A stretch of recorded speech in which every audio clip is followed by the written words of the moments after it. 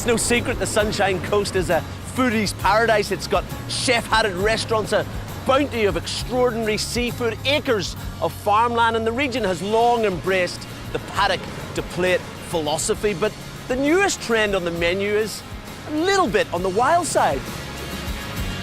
Wild foraging is much more than a buzzword on the coast's culinary scene.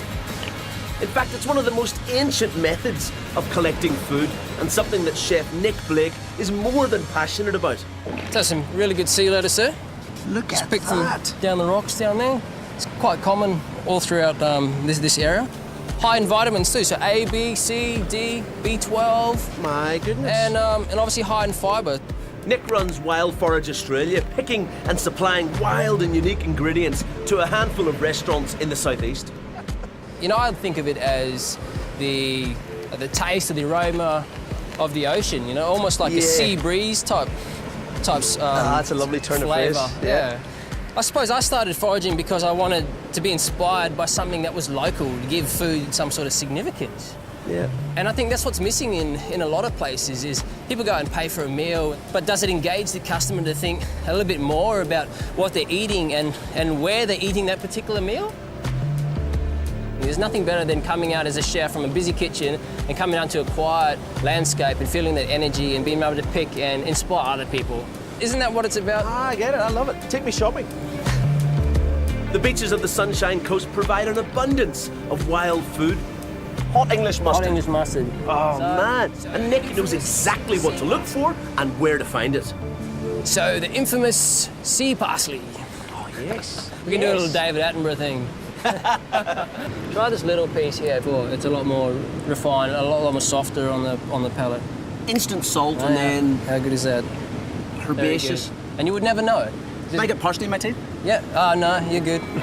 Nick trained at Noma in Sydney, which some claim to be the best restaurant in the world. But he also has an environmental science background. So I got a little patch here of warrigal greens, a real common one. So warrigal actually means wild greens. It's quite high in that malic acid or bitterness flavour.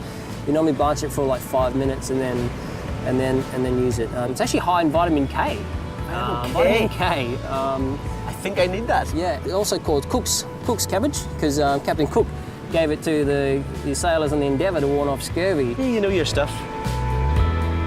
Nick follows sustainable and ethical foraging methods and only takes what he needs.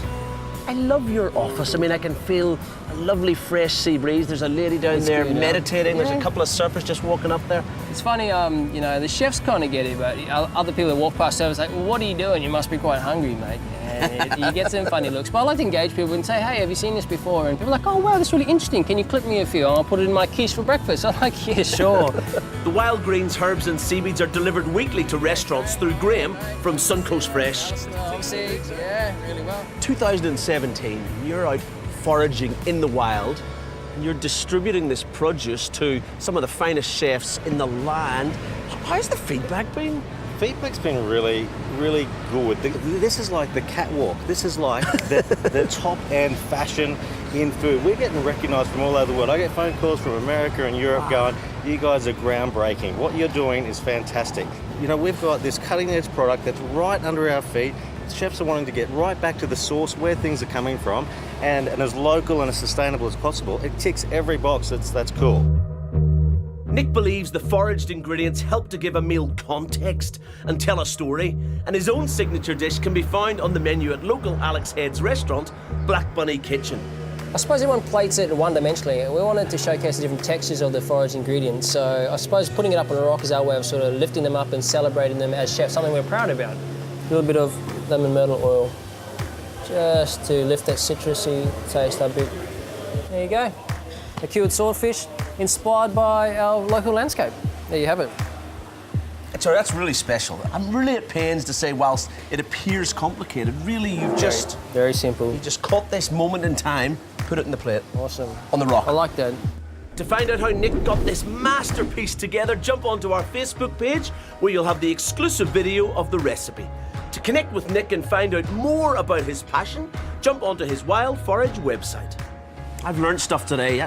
young Nick fellow is an inspiring young man, and he's created a dish here with such texture and colour and nuance that it appears complex, but it's not really at heart. It's really an expression of where we are, the Sunshine Coast.